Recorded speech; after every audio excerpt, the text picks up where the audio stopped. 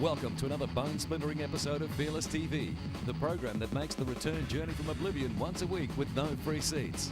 Coming up the next half hour, we'll bust some big air motocross in the stillness of the desert. We'll show you how not to become friends with your snowmobile. And we get seriously churning some massive barrels. Helmets on, it's Fearless TV. First up, we're back to Thredbo for the continuation of the downhill titles. Marcus Lovett. Joel Panozzo, Mount Beauty legend, had a tough semi to get to the final. Himself, just out of the junior division, was seriously challenged by Australian top under-19 rider Nathan Rennie. Nathan pushed hard at every opportunity, not letting Joel out of his sight. The more experienced Mount Beauty rider kept his lead throughout the race, unable to shake the continuing onslaught of the talented junior. Close all the way to the end, with Nathan leading his sprint just a little too late.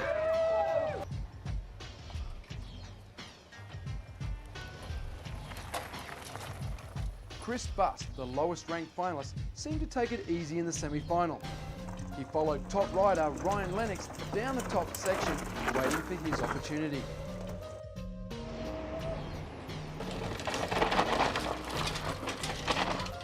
Ryan faltered, Chris seized the lead, then continued to move ahead all the way to the finish. Back to the top for the big boys final. All were psyched and there was no mucking about. The takeoff is strong. Joel, Sean and Grant pushed for the lead, with Chris having a more reserved start.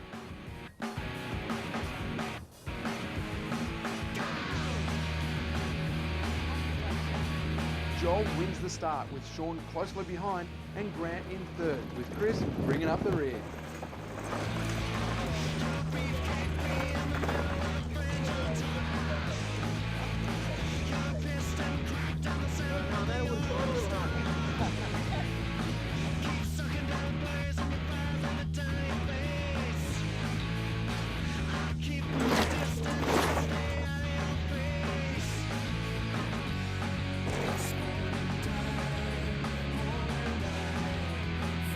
In this fast section, they're reaching speeds in excess of 80 kilometres an hour.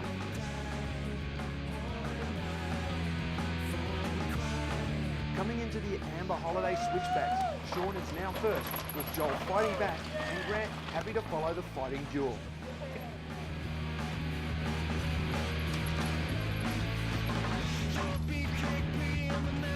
These three guys are pushing their limits, but where's Chris? Unfortunately, Chris suffers a major occupational hazard, a flat tyre, and is forced to retire.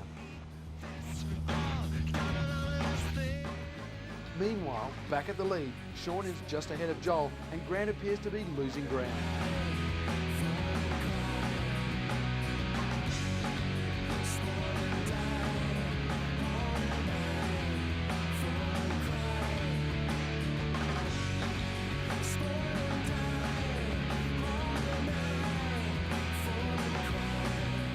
Joel is not letting Sean have this race, and Grant certainly isn't going to let the boys get too far away.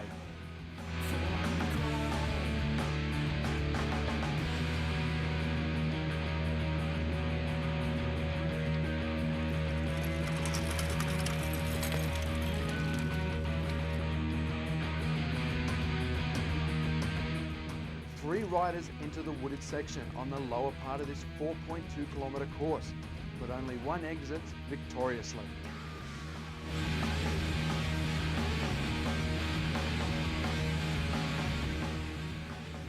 Grant, who is sitting in third, is now in the lead with no one in sight.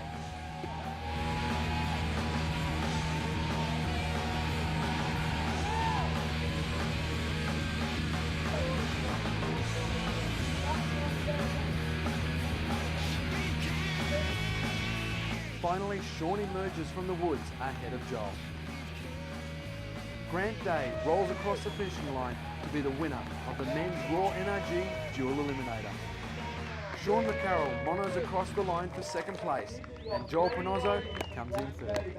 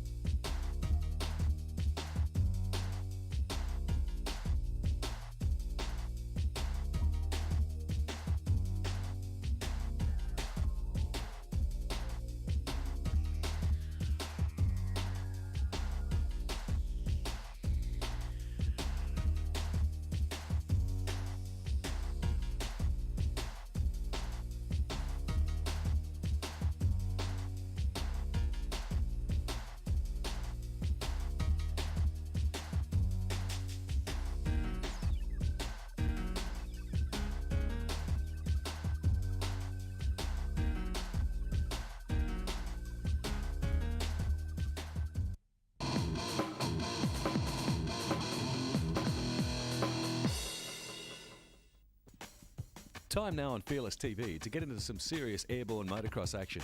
This is about the most expressive an expression session can get. Many miles away from the nearest motocross track on some big ass sand dunes in the desert, where the height of the air is only restricted by nerve and imagination.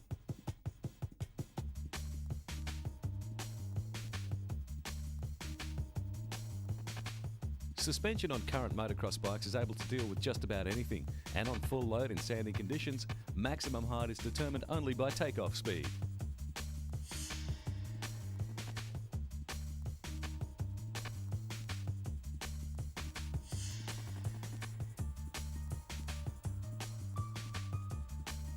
The dunes are a favourite spot for many of today's motocross stars when not racing. And apart from huge airtime, are also a good spot to practice the latest variations of Supermans or rodeos with the possibility of a sandy step-off.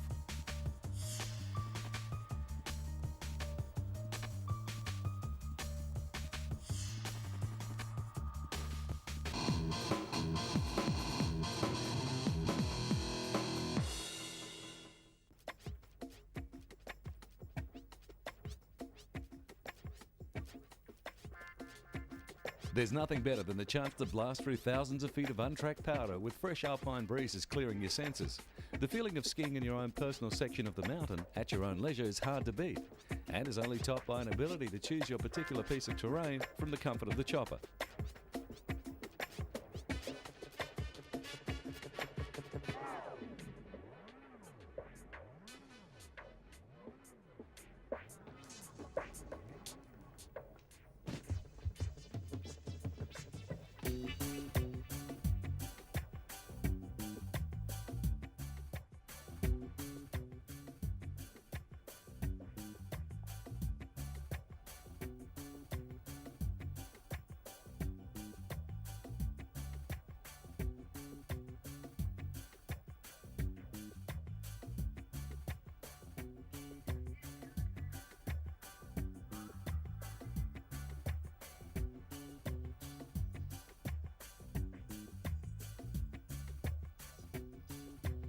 Heli skiing and boarding is not a new venture by any stretch of the imagination, but for those who have never been transported out of reach and earshot of the masses, well away from the ever-growing lift queues and the endless pile of beginners clogging up runs they have no ability to ski, it's well worth the effort and cost.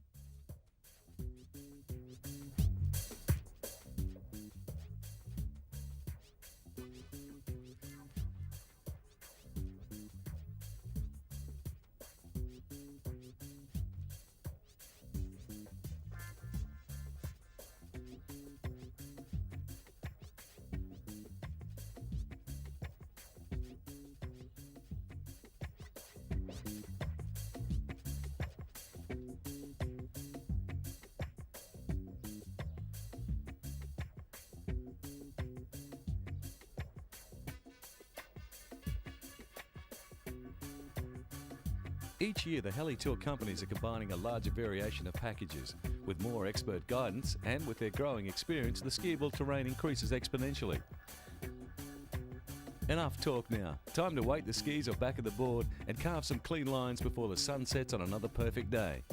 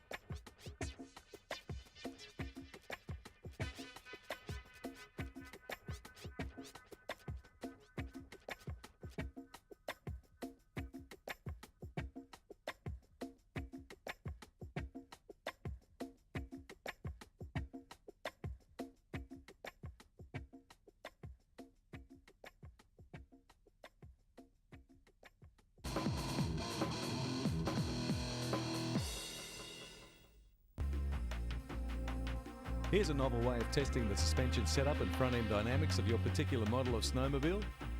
Pick the steepest drop-off you can find and open the throttle.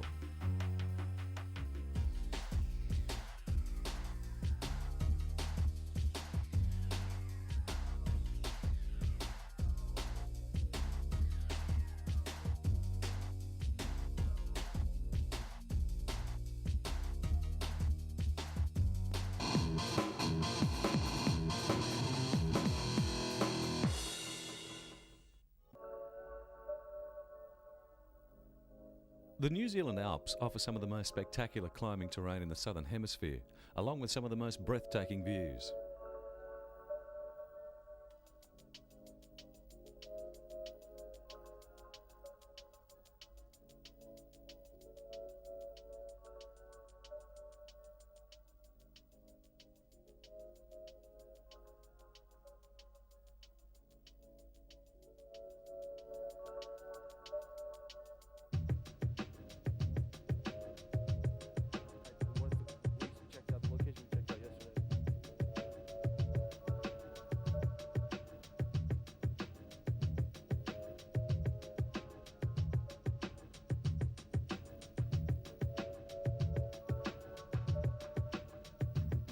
Along with around 10,000 vertical feet of climbing at relatively low altitudes, the technical aspect of many of the climbs in this region is still high.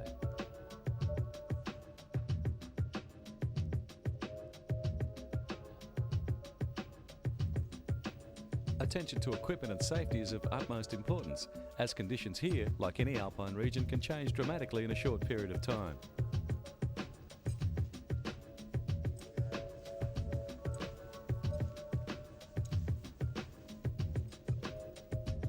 Fitness and strength of those taking part is also a crucial factor, as in many instances the climber's weight is supported solely by an ice axe, and there is a constant danger of avalanches or slab slides, which occur when a large section of ice is dislodged beneath the snow, taking away a large section of the platform just below the surface.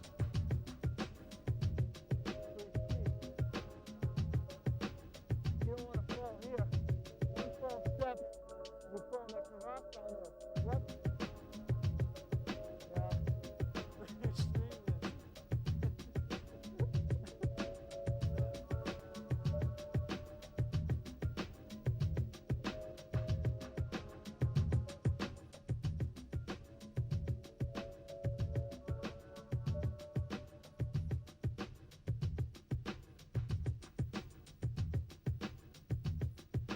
Lightly covered rock surfaces hidden beneath a covering of snow also increase the level of difficulty to gain footholds, and the snow depth and stability need to be constantly checked.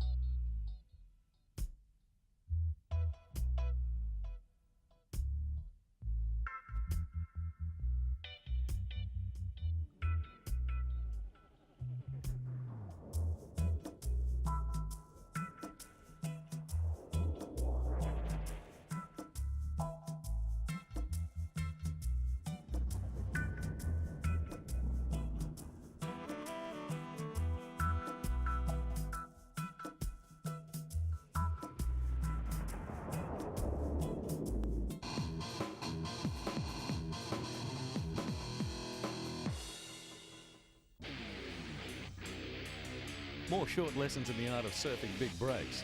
What generally looks easy from the shore, and what you don't often see in the finished pictures, is the hammering surfers get on the paddle out, or when they are dumped or churned in a big pipe.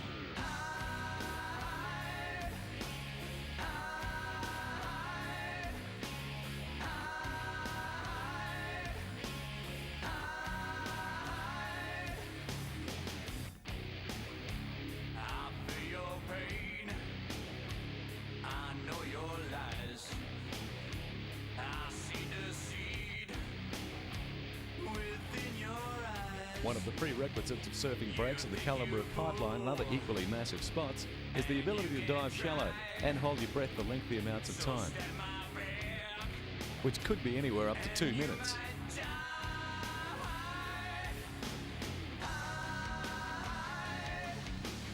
As many of the bigger waves formed in nature are shaped by reefs not far below the surface, there's an ever-present danger of being chomped by large pointy chunks of coral, and then further hammered by a few thousand pounds of water cranking violently just above.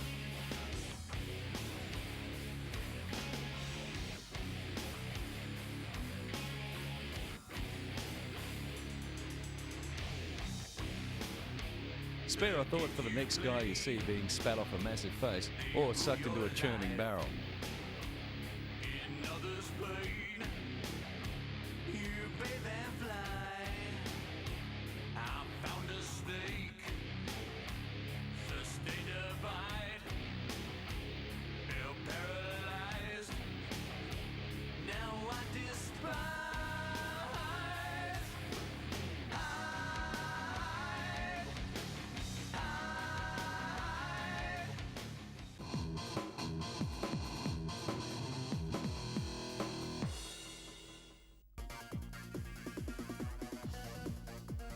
On the subject of being able to surf objects slightly larger than your average 5-bedroom house with a double garage, the mission has become slightly easier in the last few years, thanks to someone's willingness to take a jet ski where few have ever been foolhardy enough to venture alone, let alone towing a passenger.